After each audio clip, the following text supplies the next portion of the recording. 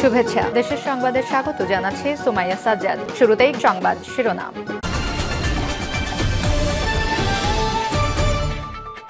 জানিয়ে দিব এই মুহূর্তে পাওয়া সর্বশেষ বাংলা সংবাদ। শুরুতেই শিরোনাম। আওয়ামী লীগের বিষয়ে অবস্থান স্পষ্ট না করলে যমুনা ঘেরাওয়ের হুঁশিয়ারি গণ অধিকার পরিষদের। এদিকে সংস্কারের কথা বলে কি নতুন ষড়যন্ত্র, প্রশ্ন তারেক রহমানের। জানাবো শেখ হাসিনার দাম্ভিকতাই তার পতনের মূল কারণ। এরপরে জানাবো ফ্যাসিস্টরা ইতিহাস থেকে শিক্ষা নেয় না, জামায়াত আমিরের মন্তব্য। সর্বশেষ জানাবো ছাত্রলীগের বিচার দাবিতে ছাত্রদলের মার্চ ফর জাস্টিস কর্মসূচি ঘোষণা। শুনছিলেন শিরোনাম, এবারে বিস্তারিত।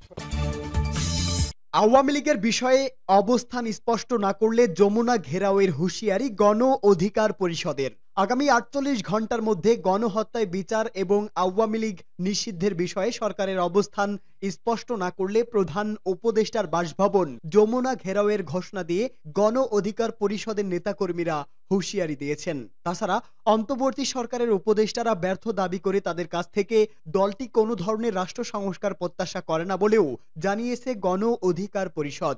রাজধানীর পল্টনে গণ অধিকার পরিষদের কেন্দ্রীয় কার্যালয়ের সামনে এক বিক্ষোভ সমাবেশে দলটি একথা বলেন।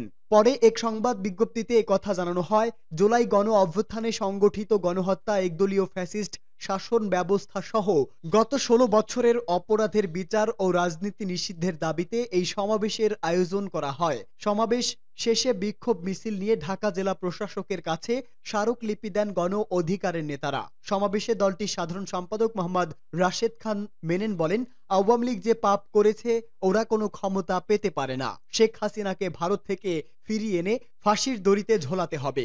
আওয়ামী লীগের সঙ্গে সহানুভূতি দেখানো মানে শহীদদের রক্তের সঙ্গে বেইমানি করা। এই বেইমানি যারা করবে তাদের অবস্থাও আওয়ামী লীগের মতো হবে। গণ অধিকার পরিষদ শুরু থেকেই গণহত্যার বিচারে সোচ্চার। সংস্কারের কথা বলে কি নতুন ষড়যন্ত্র, প্রশ্ন তারেক রহমানের। আবারও নির্বাচন অনুষ্ঠানের তাগিদ দিয়ে বিএনপির ভারপ্রাপ্ত চেয়ারম্যান তারেক রহমান বলেছেন, কিছু মানুষ সংস্কারের কথা বলে সব ধরনের প্রক্রিয়াকে দীর্ঘায়িত করছে। সংস্কারের কথা বলে দেরি করাটা ষড়যন্ত্র কিনা তা দেখতে হবে। ফেনীর সোনাগাছিতে সাবের মোহাম্মদ পাইলট উচ্চ বিদ্যালয় মাঠে এক সমাবেশে ভার্চুয়ালি যুক্ত হয়ে তিনি এসব কথা বলেন।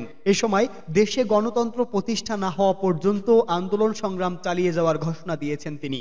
জনগণের সরকার প্রতিষ্ঠায় অন্তর্বর্তী সরকার সহায়তা করবে এমন প্রত্যাশা করে বিএনপি।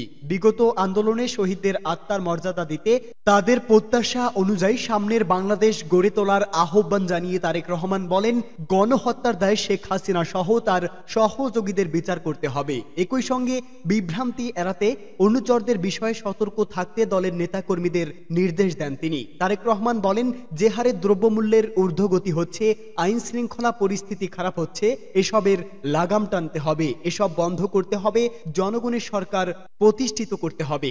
যত দ্রুত একটি জনগণের সরকার হবে, জনগণ তত দ্রুত মুক্তি পাবে। তিনি বলেন, শহীদদের আত্মার মর্যাদা দিতে হলে নতুন বাংলাদেশ গড়ে তুলতে হবে, সবাইকে ঐক্যবদ্ধ হয়ে কাজ করতে হবে, দেশকে সমৃদ্ধির পথে এগিয়ে নিতে ৩১ দফা দিয়েছে বিএনপি।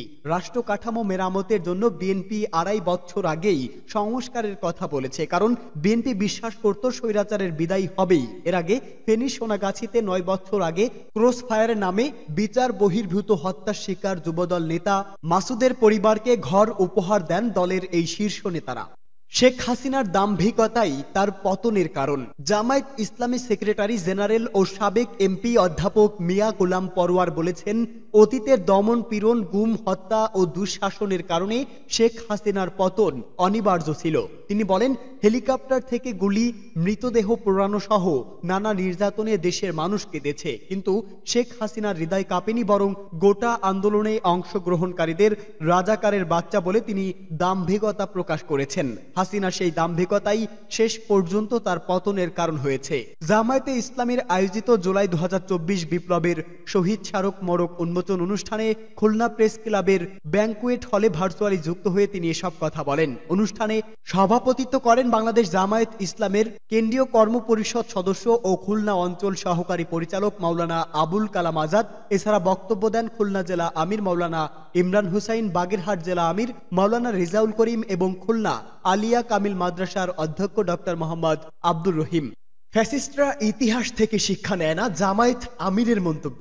ফ্যাসিস্টরা ইতিহাস জানলেও তা থেকে শিক্ষা নেয় না বলে মন্তব্য করেছেন বাংলাদেশ জামায়াত ইসলামীর আমির ডাক্তার শফিকুর রহমান। জাতীয় প্রেস ক্লাবে বাংলাদেশ জামায়াত ইসলামী আয়োজিত জুলাই 2024 বিপ্লবের শহীদ স্মারকের মরক উন্মোচন অনুষ্ঠানে তিনি এসব কথা বলেন। জামায়াতের আমির বলেন, আমরা শহীদ পরিবারগুলোর কাছে গিয়েছি তাদের প্রতি সম্মান দিতে ও তাদের থেকে দোয়া নিতে, কারণ তারা সৌভাগ্যবান, তাদের পরিবার দেশের জন্য জীবন দিয়েছে। ডাক্তার শফিকুর রহমান বলেন, ফ্যাসিবাদী সরকারের কাছে মুক্তিকামী সকলেই ছিলেন মজলুম। তিনি জানান, 24-এর গাজী ও শহীদ পরিবারগুলো হতাশা কিছুটা দূর করতে অসম্পূর্ণ রেখেই শহীদ স্মরণিকা আজ প্রকাশিত হলো। এই স্মরণিকা পূর্ণাঙ্গ করার কাজ চলমান থাকবে। তিনি বলেন, 24-এর শহীদরা বৈষম্যহীন মানবিক বাংলাদেশ চেয়েছিল, তাদেরকে স্মরণে রেখে আমাদের উচিত এমন কোনো কাজ থেকে বিরত থাকা যা জুলাই বিপ্লবের চেতনা বিরোধী। বৈষম্য, দুর্নীতি ও দুঃশাসন মুক্ত বাংলাদেশ বিনির্মাণে সকলের মধ্যে জুলাই বিপ্লবের চেতনা সমুন্নত রাখতে হবে।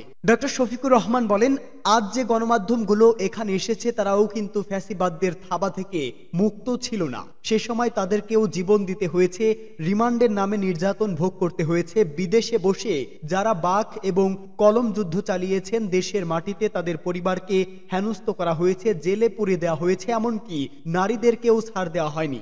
ছাত্রলীগের বিচার দাবিতে ছাত্রদলের মার্চ ফর জাস্টিস কর্মসূচি। নিষিদ্ধ ছাত্র সংগঠন ছাত্রলীগের সংগঠিত সব কর্মকাণ্ডের সুষ্ঠু বিচারের দাবিতে মার্চ ফর জাস্টিস কর্মসূচি ঘোষণা দিয়েছে বাংলাদেশ জাতীয়তাবাদী দল। বাংলাদেশ জাতীয়তাবাদী দলের দপ্তর সম্পাদক মল্লিক ওয়াসি উদ্দিন তামি স্বাক্ষরিত বিজ্ঞপ্তিতে এ তথ্য জানানো হয়। বিজ্ঞপ্তিতে বলা হয়, ফ্যাসিস্ট শেখ হাসিনার শাসন আমলে ঢাকা বিশ্ববিদ্যালয়ে নিষিদ্ধ সন্ত্রাসী সংগঠন ছাত্রলীগ কর্তৃক সংগঠিত সব অপকর্মের যথাযথ বিচার এবং সন্ত্রাসী সহ তাদের প্রশাসনিক সহযোগীদের শাস্তি নিশ্চিত করার দাবিতে আজ বৃহস্পতিবার দুপুর 1টায় বাংলাদেশ জাতীয়তাবাদী ছাত্রদল ঢাকা বিশ্ববিদ্যালয় কেন্দ্রীয় সংসদ কর্তৃক পূর্ব ঘোষিত কর্মসূচি অনুযায়ী ক্যাম্পাসে মার্চ ফর জাস্টিস ও ঢাকা বিশ্ববিদ্যালয়ের উপাচার্য বরাবর স্মারকলিপি প্রদান করেছে। মার্চ ফর জাস্টিস কর্মসূচি ঢাকা বিশ্ববিদ্যালয় ছাত্র শিক্ষক কেন্দ্র থেকে শুরু করে ক্যাম্পাস পর্যন্ত পুরো ক্যাম্পাস প্রদক্ষিণ করে উপাচার্যের অফিসে গিয়ে স্মারকলিপি প্রদানের মাধ্যমে শেষ হয়।